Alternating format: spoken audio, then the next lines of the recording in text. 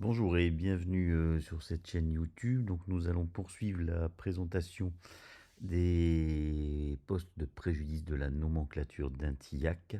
Donc nous sommes toujours dans les préjudices à caractère temporaire et nous sommes donc sur les préjudices patrimoniaux. Donc aujourd'hui on va développer les frais divers. Alors concrètement, les frais divers sont définis par la nomenclature d'Intillac comme les frais susceptibles d'être exposés par la victime directe avant de la date de consolidation de ses blessures. Alors, consolidation, notion que j'ai déjà développée sur cette chaîne, hein, si vous voulez en avoir une précision.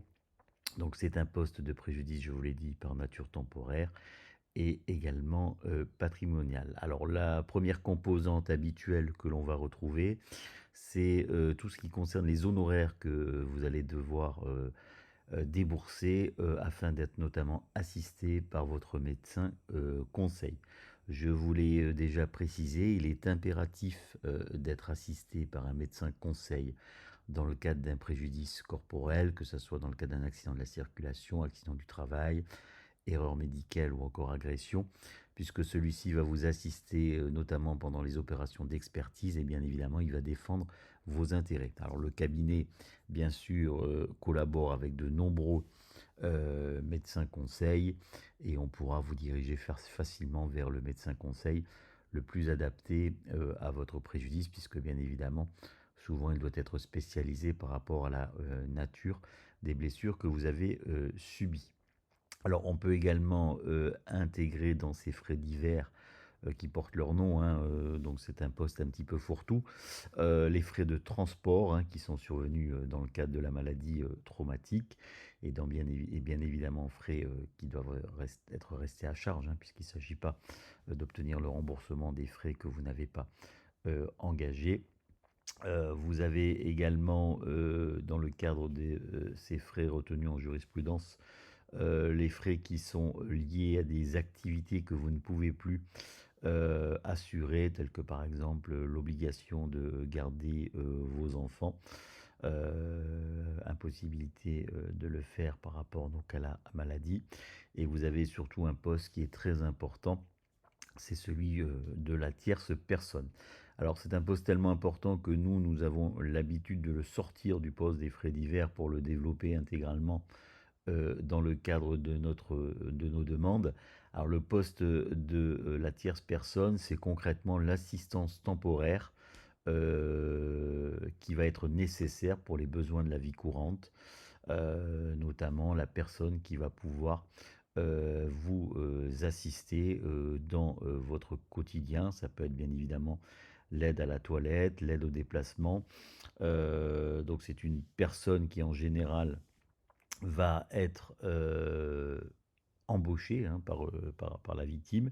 Alors ce point est important puisque il faut savoir que si c'est un membre de la famille qui joue notamment le rôle de cette tierce personne, le droit à indemnisation existe tout de même, même si la dépense n'a pas été engagée, puisque concrètement c'est le besoin hein, qui est remboursé quelle que soit la forme que ce besoin peut prendre.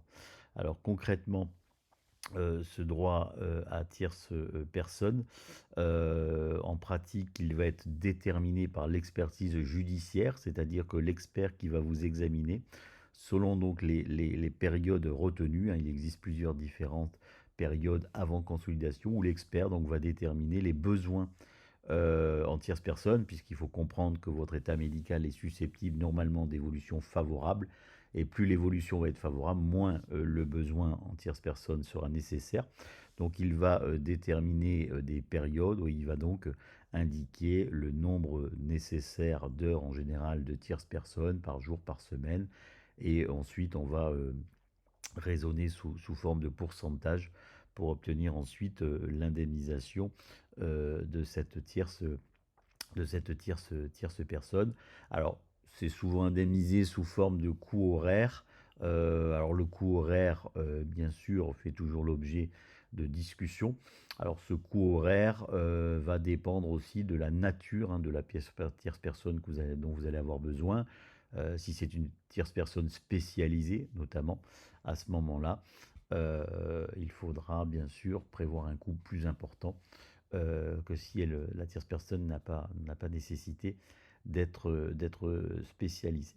Donc voilà sur ce poste de préjudice. Alors bien sûr, c'est toujours les mêmes remarques hein, que pour les précédents postes.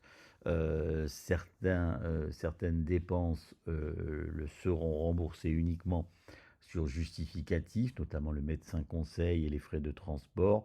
Et il faudra donc bien sûr conserver précieusement les factures et la preuve des règlements. Donc toujours le même conseil, hein, dès que vous êtes victime d'un préjudice corporel, il est important de regrouper l'ensemble des pièces relatives aux frais qui restent à votre charge pour pouvoir ensuite en solliciter le remboursement.